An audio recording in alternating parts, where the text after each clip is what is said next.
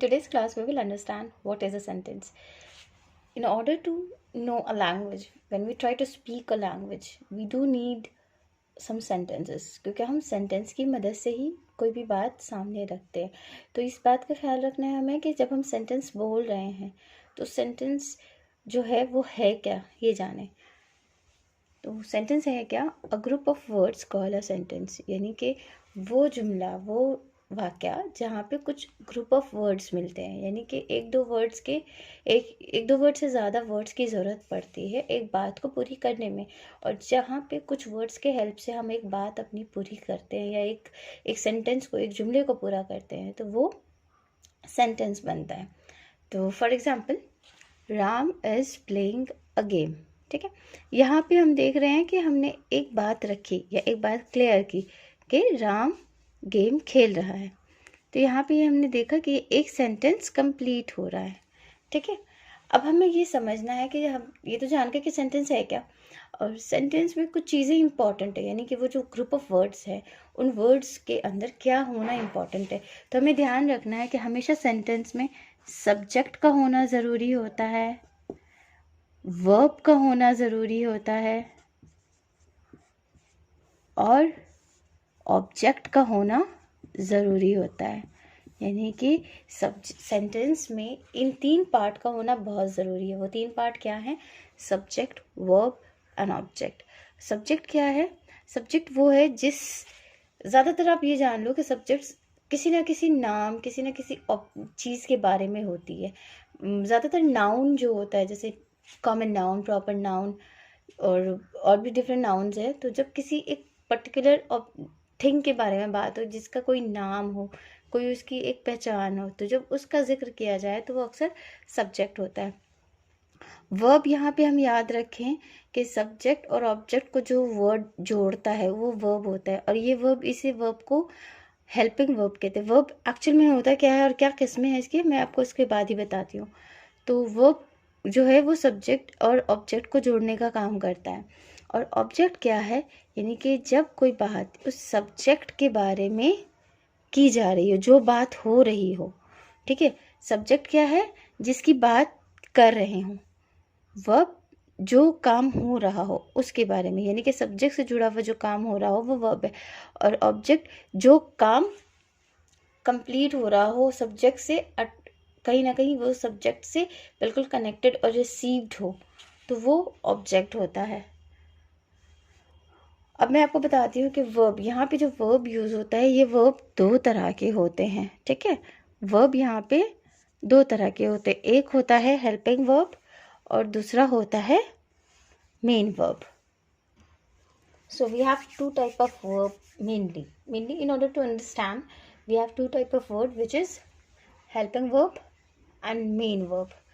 In helping verb we have is, are, is, am, are, is, am, are.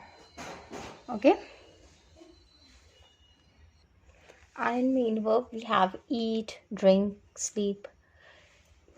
This will be more clear in the next. I will make you understand in the next. So what a verb is? What a verb is? The words which show the action or state of being.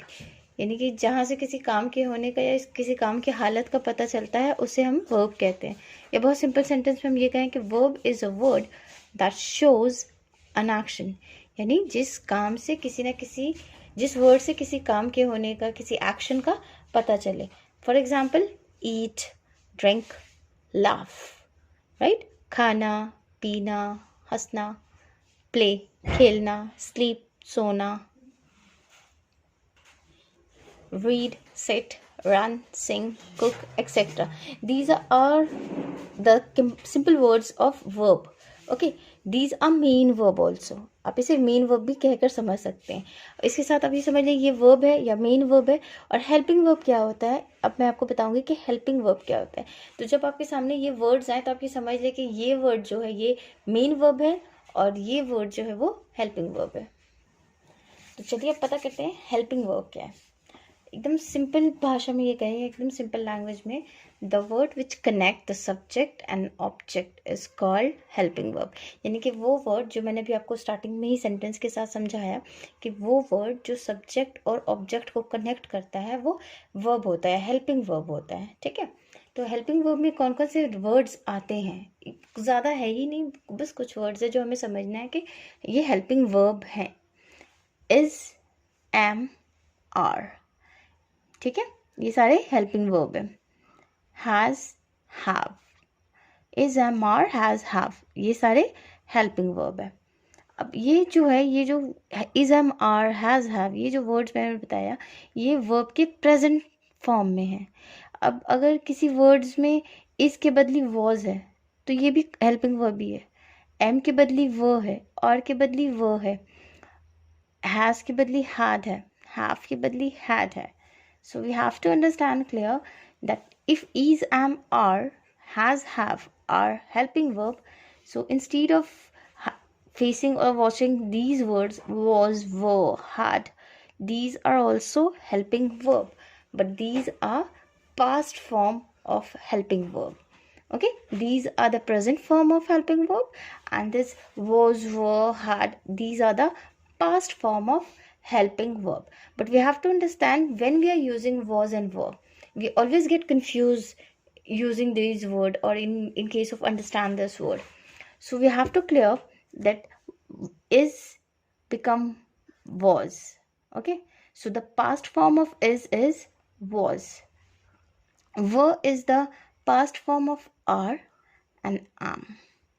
ठीक है, so when we see the word were, it means it is the past form of are or it is the past form of am.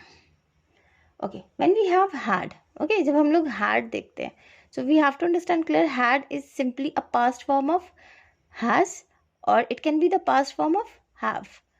So had किसकी past form है, has की past form होगी, और या फिर have की past form है। ठीक है, सो इज की पास्ट जो वर्ब होगी वो क्या है, वॉज। इज प्रेजेंट में है, वॉज पास्ट में है। एम प्रेजेंट है, इसका वर पास्ट है। आर के बदली वर, आर प्रेजेंट है, वर पास्ट है। हैज प्रेजेंट है, हैड पास्ट है। हैव प्रेजेंट है, हैड पास्ट है। तो ये क्लियर हो गया कि एक सेंटेंस में किन किन चीज़ों की ज़रूरत होती है। और अब आगे हम लोग इंशाल्लाह जानेंगे पार्ट ऑफ स्पीच क्या है, और इस सेंटेंसेस में आगे और भी क्या क्या चीज़ें हैं जो हमें समझनी पड़ेंगी। तो नेक्स्ट इंशाल्लाह हम लोग पार्ट ऑफ स्पीच स्टार्ट करेंगे। Thank you very much. अगर ये कंसेप्ट क्लियर हो तो comment me on and do like and subscribe my channel. Thank you very much. Best of luck to all.